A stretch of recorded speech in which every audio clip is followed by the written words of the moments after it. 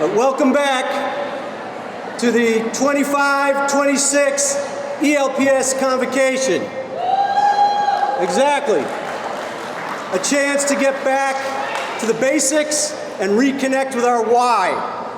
But before we get too far into the program, I would like you to join me in a round of applause for Lori Paul and the food service staff.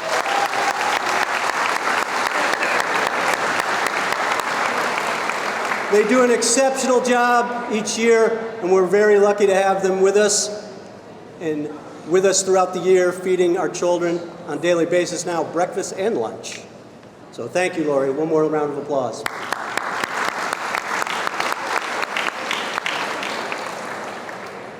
Celebrating with us this morning, we have a few special guests. We have our school committee chair, Mr. Greg Thompson. We have our school committee vice chair, Dr. Amy Dolenta. We have our ELEA co-presidents, Ms. Chris Norden. That wasn't much of a stand-up. And Ms. Abby Steiner. And a very special guest whom you'll hear from later, Mr. Don Mackey, East Longmeadow retired LCAT director. As we're acknowledging people, I do want to make one acknowledgement that I think is very appropriate this morning and welcome him back. I'm going to welcome back Tim Gary, a phys ed teacher at East Longmeadow High School. You may notice a lot of people wearing this shirt, and it's in tribute to Tim, who just 2 months ago suffered a horrific car accident when he was out training on his bike, and a car ran into him, and he had significant injuries, was med-flighted to Boston, and through his resilience, his attitude, he's back with us today. So another round of applause.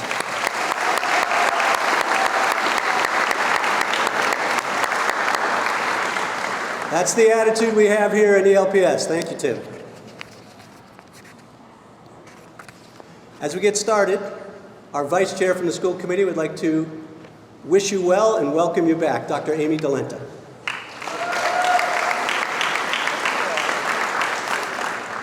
Thank you, Gordon. Good morning, everyone. I want to begin today with gratitude. You are here. You've shown up again for this district, for your students, and for one another. After the year that we just had, that matters. Because last spring was hard. We lost 19 colleagues. That's not a number. It's names, it's classrooms, it's friendships, it's relationships with kids that can never be replicated. I know the weight of those losses haven't disappeared just because the calendar turned to August, and I want to acknowledge that truth. I will also admit to something, that being part of that process was the hardest thing that I have had to do thus far as a school committee member. It didn't sit right with me then, and it doesn't sit right with me now. Those cuts didn't happen because our teachers failed or our students failed. They happened because the systems around us, how we fund, how we govern, how we choose, failed to live up to what you deserve. But here's where we are now, standing at the edge of something new. A new high school is on the horizon. A new superintendent will arrive next year. These moments matter, not because buildings and leadership titles automatically change the landscape, but because they can signal a new direction if we choose to make them mean more. Later, I know the superintendent is going to talk with you about finding your why, and that is incredibly important. Your why is what fuels you when the days are long and when the work feels heavy. But I would like to add another layer. Alongside your why, I would like us to wrestle with our what. What kind of district do we want to be? What kind of town do we want to leave behind for the next generation? What do we refuse to accept from systems that too often choose convenience over courage? What do we want a new high school to represent? Not just in brick and steel, but in spirit and purpose. What type of leadership are we looking for in a new superintendent? What do we want our students to remember? Not just about what they learned here, but about what they felt here. Because if we don't ask those questions, if we keep doing what we've always done, then a shiny new building will only house the same old compromises. So I'm asking you, keep us accountable. Push the school committee, push the town council, push every town leader who has a hand in shaping these decisions, because mediocrity has been the default for too long in East Longmeadow, and our kids deserve more than good enough. And stay engaged, not just in your classrooms, not just in the district, but in the broader civic life around you. Show up at the meetings, ask the hard questions, and refuse to be silent. Civic engagement is the only thing that has ever moved a community from complacency to greatness. Last year has left us with some scars, but scars also mean that healing is underway. And healing means there's a bright future for us to fight for. So let's step into this year with clarity. Our students deserve better than patchwork solutions. Our educators, you all, deserve systems that match your excellence. And East Longmeadow deserves to live up to the very best of what it can be. That's the work ahead of us. That's the question before us. So as we begin this year, I'll leave you with this. If we finally decide that good enough is no longer enough, what might we become? What might our students become? What might this school district become?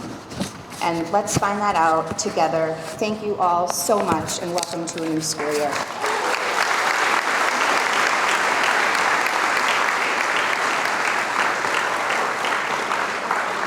Thank you, Dr. Galenta. Certainly words that ring incredibly true. Now to offer another welcome back sentiment, our two co-presidents, Ms. Norden and Ms. Steiner.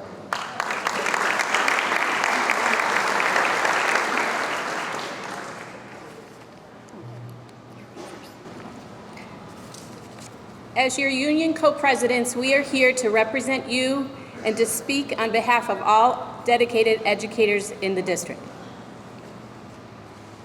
At its heart, a union is about unity. Educators deserve respect, fair compensation, manageable class sizes, safe classrooms, and the professional freedom to teach in ways that inspire. ELEA is committed to being member-driven, and we will be working to improve communication to and from our members. As we head into a busy year, it's more important than ever to stay connected. The union is updating our contact lists, including personal email addresses, so all members can receive timely updates. Please take a moment in the next week or so to check with your building representative or member of the executive board to confirm that we have your correct personal email on file. We also have a number of executive board vacancies this year, so the union will soon be communicating with all the members regarding those. These positions are critical to ensuring that your voices are represented and that our union remains strong and responsive. In the coming weeks, we will share detailed information about the process to for filling these vacancies, including timelines and how members can step forward to serve. The emails will come out from Brian Freeman, who is the election chair, so if you see the email coming from him, it's also going to be information that's in the ELEA update that you'll be getting in the next couple of days that'll be put in your mailboxes in each building. We encourage anyone interested in leadership to stay tuned and consider getting involved. In conclusion, we especially want to shine a light on the group whose work too often goes unseen, our paraprofessionals. They are in our classrooms every day, supporting students with special needs, assisting English language learners, helping manage classrooms, and providing one-on-one support to the children who need it most. For some of the most vulnerable students, paraprofessionals are the lifeline that makes learning possible. This year, our paraprofessionals are entering into contract negotiations. When paraprofessionals are supported, classrooms run more smoothly, students receive more attention, and educators can focus more fully on teaching and learning. Their success is our success. Thank you for your time, and we wish everyone good luck as we get this school year started. Thank you.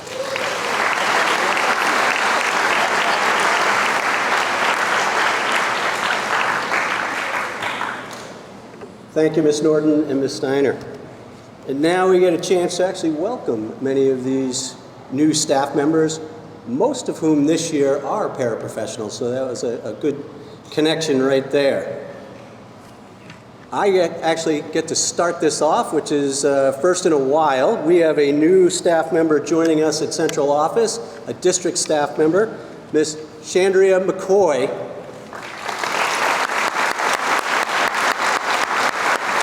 Chandria is our new director of MECO, Family Engagement, and Student Belonging. And she's hit the ground running, doing an exceptional job already.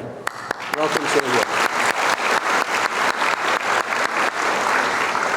Next up, we'll have principal from Meadowbrook School, Miss Lodi, will introduce the Meadowbrook new staff.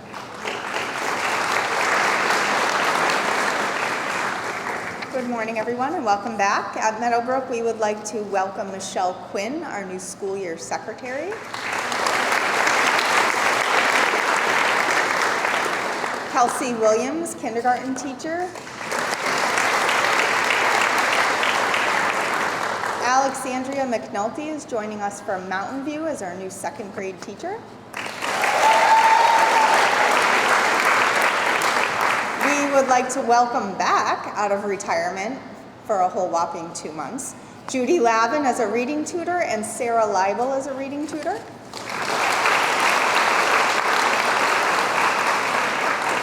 And for paraprofessionals, we have Alyssa DeGray, Gabriella Emmett, Eason Kidos, Drew Knowles, Courtney Normand, Lily Shacken, Nicole Seveny, and Mallory Zuko.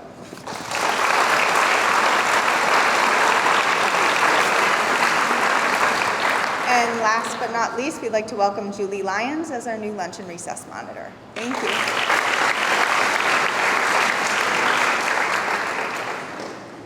Thank you, Ms. Lodi. And now we move to Mountain View Elementary School and Principal Santinella.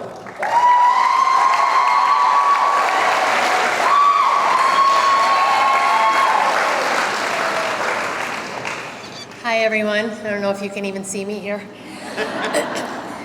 We have 3 new staff members at Mountain View. Gina Coletti is our new library secretary. And we have 2 new aides, Shelby Punderson and Jillian Fitzgerald.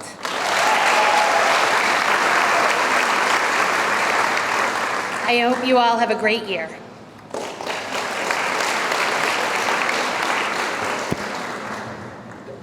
Thank you, Ms. Santinella. And now we move to Maple Shade. Sorry, I lost my train of thought there for a second. Maple Shade and Principal Connor Martin.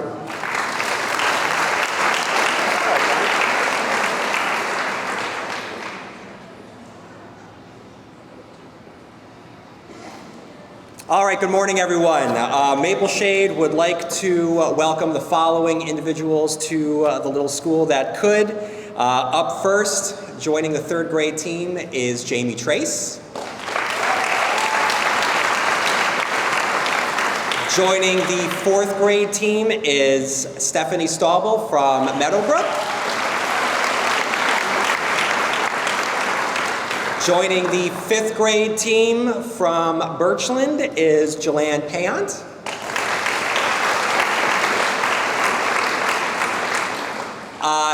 She is now going to be the coach for grades 3 through 8 literacy, and we are very happy to have Denise Mitchell join our ranks as well.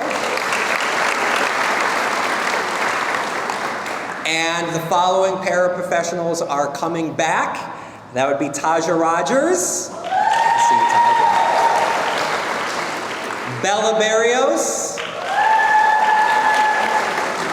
And after a year away, Tracy Gagner comes home. Thank you, everybody.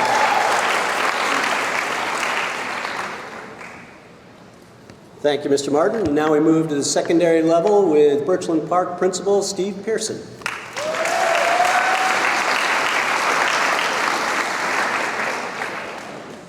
Good morning and welcome to Birchland. I trust you have no trouble seeing me standing up here. All right, so we have several new but familiar faces that are joining us at Birchland this year. In 7th grade social studies, we're welcoming David Axelrad.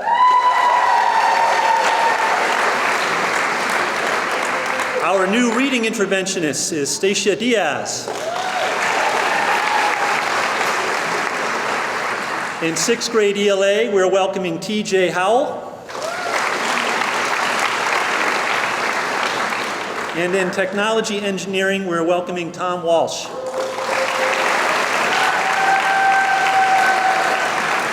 We are starting the year with a long-term sub for our adjustment counselor, so we'd like to welcome Madeline Crooks. And we have 4 new paras here at Birchland. We have Brianna Rolston, Virginia Mimitz Murray, Kevin West, and Jacob Hartling. Thank you, and Happy New Year. Mr. Page is very eager. Mr. Page from the high school, principal of East Longmeadow High School, will introduce his new staff.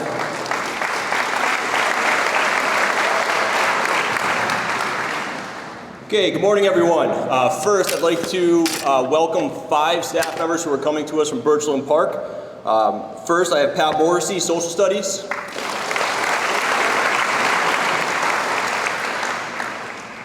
In English, I have Kelsey Lighton.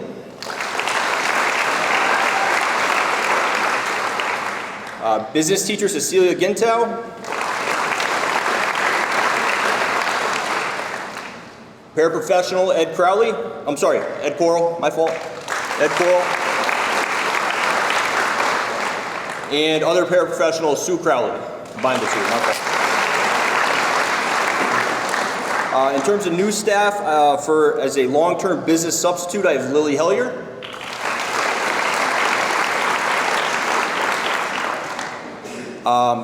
Coming back to us and also joining us again as a long-term substitute for chemistry, Kathy Daly.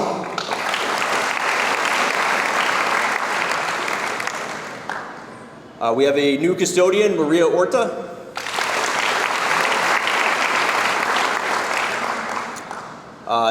New paraprofessional, Maria Albano.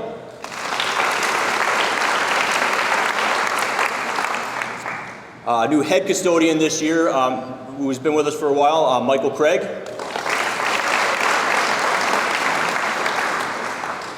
We also have a new athletic trainer, Kyle Fuller.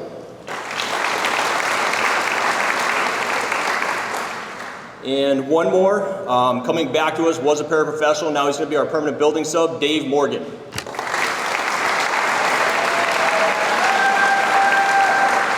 right, going through my list, I'm pretty sure I hit everybody, but I do want to give one last shout out to somebody else here. He's overseeing his last convocation before retirement.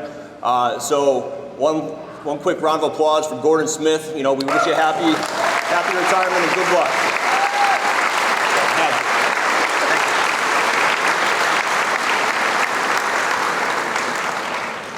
Thank you, Mr. Page. Do we have one more round of applause for all our new staff members?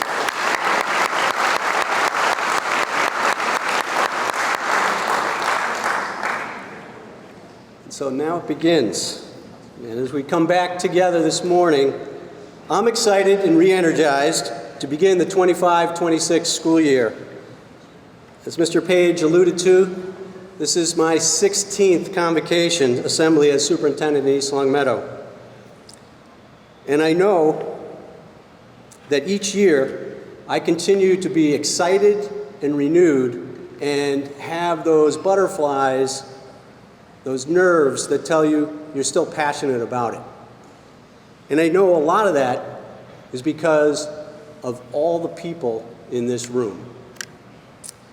All of you make this district unique and special. It's not the norm for a superintendent to be in a school district, any school district, for 16 years. When I started in 2010, the average tenure for a superintendent in any school district was around 3 years. It's grown exponentially. Massachusetts, it's currently 5 years. So this is really a tribute to all of you, because there's no way any superintendent, any leader is successful without everyone coming together, and ELPS does that better than any district I've ever been associated with. So please give yourselves a round of applause.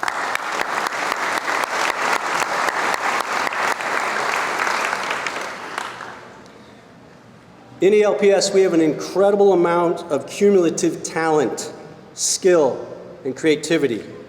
In all areas of our staff, you heard many new staff members coming into roles as paraprofessionals, as custodians, as secretaries. All ELPS employees touch the student's journey pre-K through 12. They contribute to it, and they all have an impact. This year, like never before, we'll be relying on those talents. Dr. Dolenta alluded to it. Last year, with the fiscal challenges we faced, the impact hit all of us and hit every aspect of our work. Education, however, is like no other field. Each year, we get to renew ourselves with the opening of a new school year. There is energy and excitement as we open those doors in each of our buildings and students arrive on day one. The summer provides all of us, whether you work 10 months or whether you work 12 months, to renew, most importantly, reflect and prepare for the new year. This year, more than ever, I challenge all of you to think about and truly reconnect with your why. Why did you enter the field of education? Maybe more importantly today, why do you stay in the field of education? A couple weeks ago, we participated in this activity as a leadership team, and although each of us had different paths to get to our current position, the one common element that all of us held as we talked about our why was the relationships. Relationships that we remember having with our own teachers, relationships that we've made with students over time, new relationships that we get to begin as a new school year begins, and relationships with our colleagues. From this base of a strong, trusting relationship with our students, anything is possible. And this is something that ELPS does incredibly well, and it will be needed more than ever this year. It is the base from which we can build all that we do throughout a school year. Over the next 2 days, as you're working and meeting and doing some professional development, take a moment to think and reconnect with your why. And let's get back to the basics and the foundation that all successful learning environments have. Give yourselves another round of applause.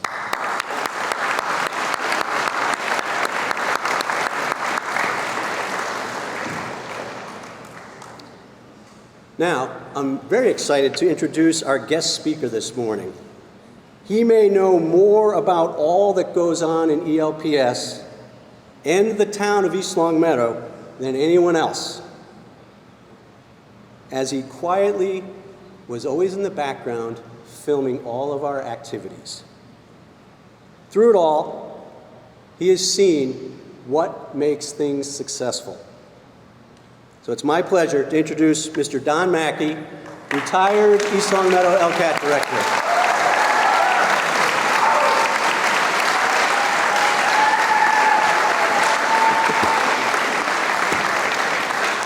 Wow. This is very strange to be up here. I did prepare some remarks. I really appreciate it. I'm honored to be here. But before I say anything, I want to thank several of you in this room and many of your former colleagues who are not in this room for a 35-year relationship with the East Longmeadow Public Schools. I was LCAT director for 16 years, but my oldest child started in Bev Steele's kindergarten in 1990. And my 4 children experienced and were the beneficiaries of the courage that I want to talk about today. And I come here humbly and gratefully to try to encourage all of you in the face of unprecedented challenges to the work you do on behalf of children and on behalf of the future. So, with that,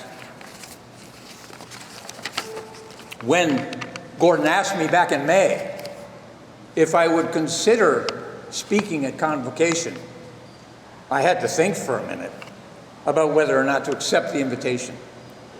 I'd worked right next door to Gordon's office for 12 of my 16 years at LCAT, and his office or mine, that proximity lent itself to a lot of impromptu conversations about every conceivable topic, from the McCleary sisters to SpongeBob. The McCleary sisters did not sing, but they were one of those random chance connections that actually went back to my own childhood.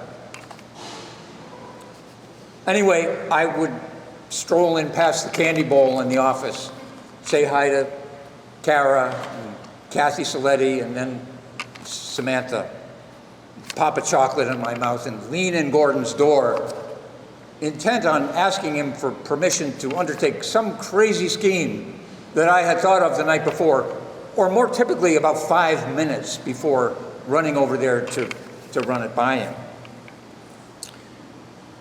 With some regularity, we stayed way too long after the adjournment of school committee meetings. And then there were times when Gordon would drop by the studio to run something by me. Memorably, one day when my production class boys were completely amok, watching the aforementioned SpongeBob, and here comes the superintendent of schools, and I tried not to be mortified. But that day we all learned a surprisingly affirming anecdote from Superintendent Smith's academic history. It worked out okay. So I said yes, because I'm deeply grateful for the friendship and the mutual regard, but especially for the candor with which we shared questions, perspectives, and experiences as educators. As the LCAT director, I tried to respect the neutrality appropriate to that position. But I'm known to express an opinion or two in private conversation, and especially about the education of young people. And that's what we're here today to talk about. And to provoke the question that I put insistently to my students: how shall we consider our own agency? How do I, as an educator, engender agency in the work I do? And how do we do that presently, in the face of unprecedented attack on the public schools, on the value of learning and knowledge, on the value of reason and the nature of truth itself? Those constitute our intellectual and cultural inheritance as teachers, as lifelong learners, and as American citizens. And Wednesday morning, we as a district, as a community, are compelled to invite each and every one of the students that enters your classrooms to spend that inheritance. And I'll say more about what I mean by that. But I hesitated a little bit before I said yes to Gordon's invitation because I had two immediate concerns. First, I felt and feel more than a bit presumptuous addressing a room full of educators from the cheap seats.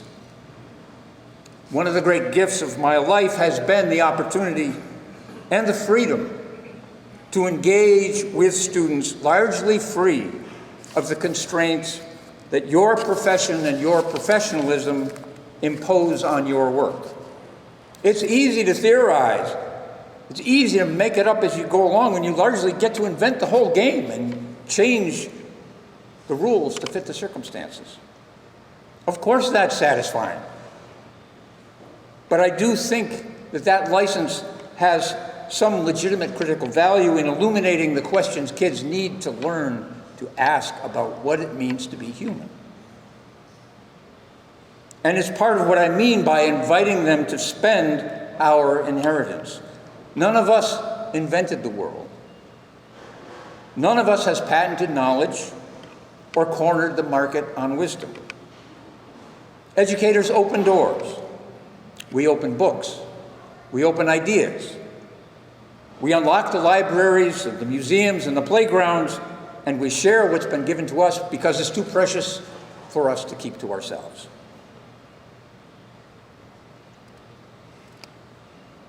It has to be spent, has to be capitalized, tithed, squandered even, in youth at least. We are not here to train children to carry our accumulated baggage to mollify our own anxieties. But you don't need me to tell you that. But that was my first concern. My second concern was, what will the state of the world be on August 25th?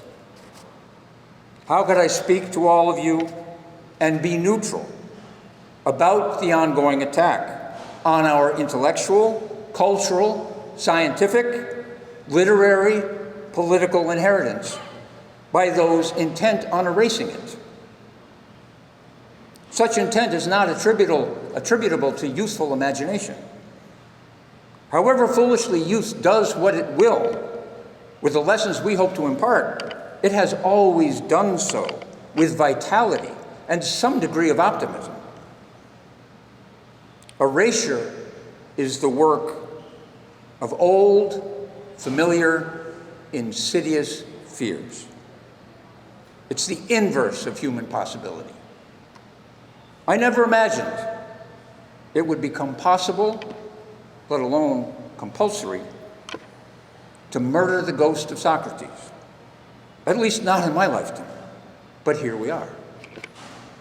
And it was unimaginable to me that the Enlightenment that precipitated the American experiment and the intellectual traditions by which we have navigated the world, affected progress as a civil society, and more importantly, affected challenges to our own assumptions and moral errors about that progress itself, could be so expeditiously seized from within the House by thugs determined to choke us as we sleep and dream of other things.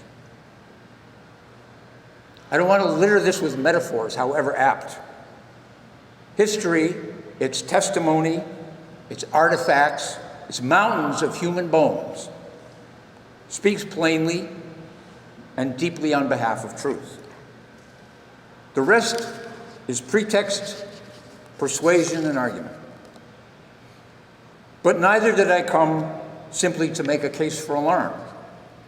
By now, one is either alarmed or is not. An alarm is not agency, any more than ambivalence is neutrality.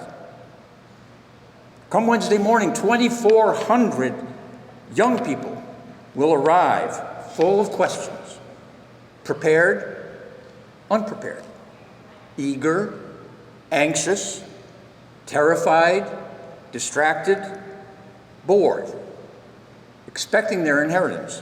What will we do? What will we actually do as agents of this bequest? Fundamentally, we either believe that the truth of what we've learned, of what we've come to know, what we teach, must be discernible, or we don't. And fundamentally, we either believe that that discernment grows and expands, like the universe itself, or we think that it rests, fixed, static, closed to insight, inquiry, and possibility. Enduring truths do not shrink from the questions of children. And childish questions, so we're told, proved to be the death of Socrates. Because, well, maybe he oughtn't to have poked the bear so hard. We'd like to believe that curriculum and pedagogy constitute our part of what children need, even while we may feel reasonably sure on any given day that they don't really seem to want it. We insist all the harder. It's prerequisite to your inheritance, we say. Trust us. And if you prove yourself responsible, it will all be yours someday. That was pretty much the only algorithm for a long time. And it was worthy enough that most of us are here today because of its virtues, and despite some of its deep and destructive flaws. But among its virtues was that at its best, it nurtured doubt and engendered skepticism.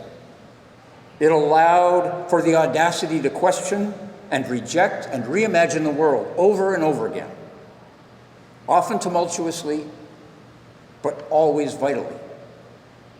It used to be when you tried everything else, you could engage a kid with that. You could hook a kid with a chance to prove you wrong. But now, we see that the algorithms are all way more sophisticated. And we've discovered that the ways they engender not temerity and possibility, but compliance and the anxieties of doubt are more insidious. What good becomes our inheritance at all? The age-old question, why will I ever need algebra in my life, comes home to roost. But it has always masked much deeper questions, of course, about what we come to value and why. And probing the answers to those questions has always been one of the central aims of education. We tend to think, absent our knowledge and experience, that children will not learn to see the world as it really is. They do see the world as it really is, in ways we cannot or will not. And they have to wonder why we show such little trust in what they see. Lest we forget, first and foremost, they see us. So come Wednesday morning, what do? I grew up in the 60s. Among my friends were several whose grandparents, aunts, and uncles were survivors or victims of the Holocaust. Next door to me lived two boys whose father had been among the first Americans to enter the city of Hiroshima after the surrender of Japan, and whose uncle was among the first to enter Buchenwald. A child in the midst of playing kickball or tag in the yard hears the fragments of such stories and has a hard time in that moment comprehending the nature of such testimonies.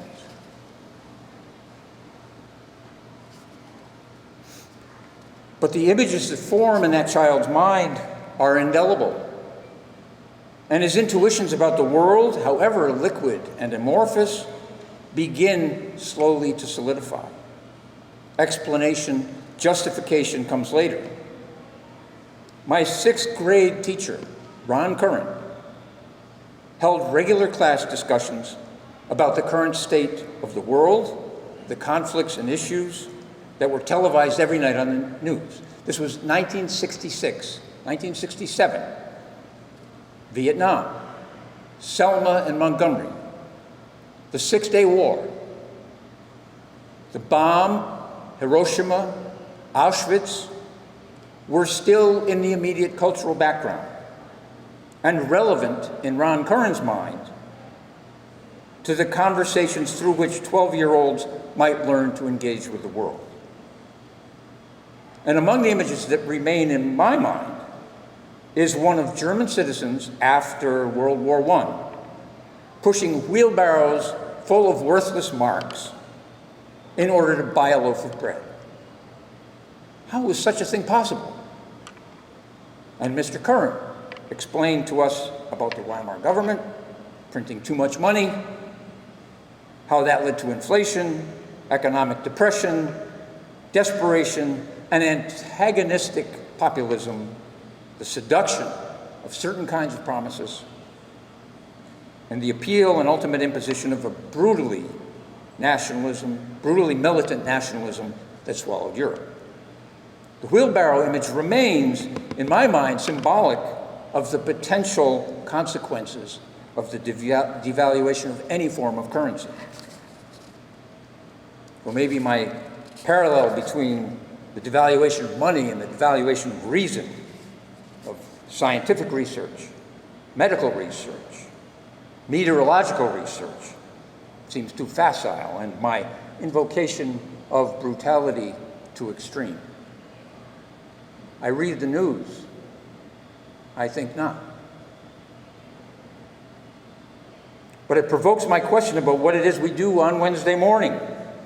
How prepared are we to trust that our students bear the intuitions about the world that will guide them in spending our inheritance?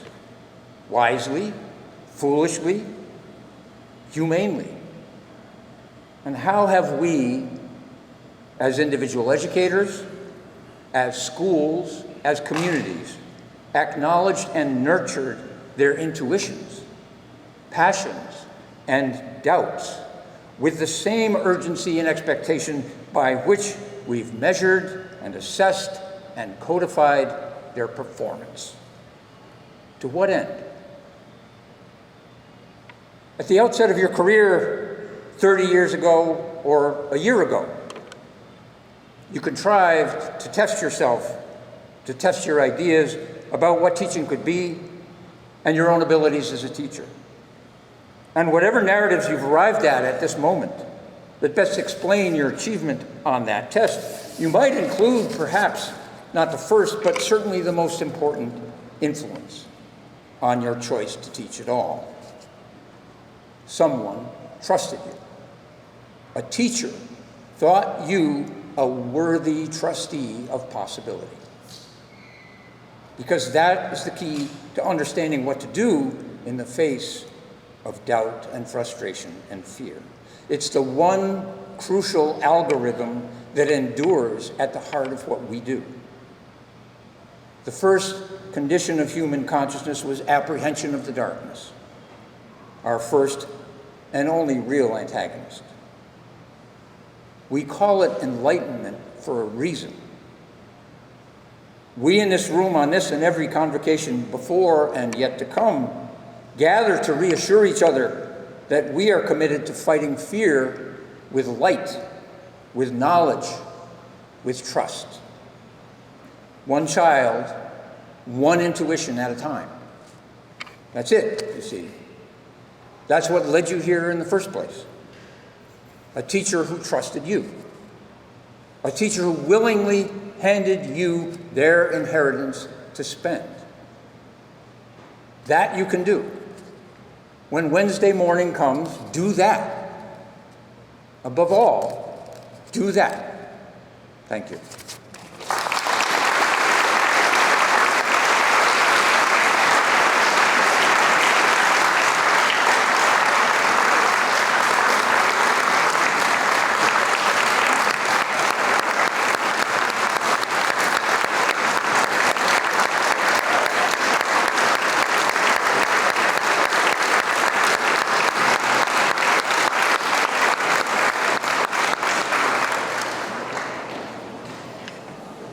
Thank you, Don. Certainly a great deal to think about.